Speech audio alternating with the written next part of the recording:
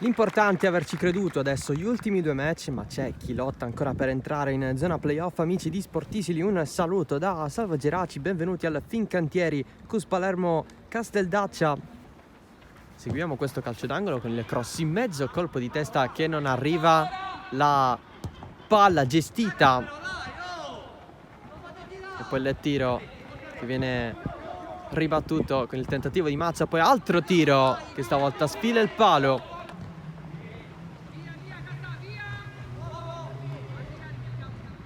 Potrebbe essere il recupero del Costa Gaià del Cam, ma attenzione a questa azione con il tiro che va fuori, tentativo di Viviano, possesso Cus, Andrea Castronovo, San Filippo, il passaggio per Bargione, l'imbucata, rimpallo favorevole per Viviano, sinistro centrale per Bercò, ma si continua. San Filippo, sinistro piangolato, Bercò vola ed è calcio d'angolo che ha impegnato Bercò. Pallone in mezzo, stacca Ferrara sul palo, altro tocco, c'è anche il sinistro in rete di Parisi, 1-0 Cus Palermo con Gabriele Parisi. Dopo il palo colpito da Daniel Ferrara, la partita si sblocca. Fischia l'arbitro, si può andare con la traiettoria in mezzo, colpo di testa che finisce fuori di poco con Mazza che ci ha provato.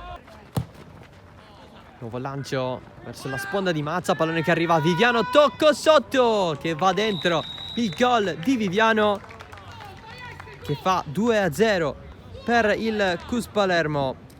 La prende Bargione, vuole servire San Filippo, il colpo di testa verso Viviano, il sinistro di Viviano, sfiora la traversa, grande occasione per Giuseppe Viviano da Flavio Arena.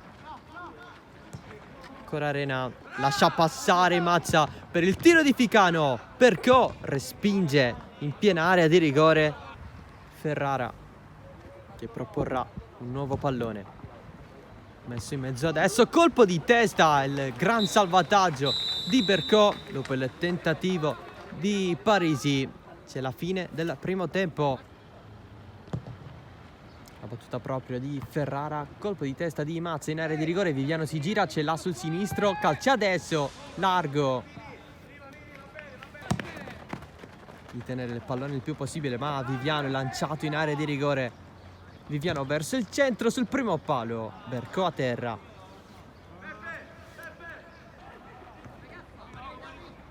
Su Falanga, ancora San Filippo in mezzo a tante maglie, granata San Filippo. A falsare troppo. In avanti l'appoggio con le ginocchia a terra di Pupillo. Prende tutto Santi Castronovo, un rilancio per gli avversari. Tiro fuori da parte di Calvaruso. Kenneth Bercò verso il centro del campo con 30 secondi d'anticipo. La partita finisce qui con la vittoria del Cus Palermo per 2-0 sul Casteldaccia.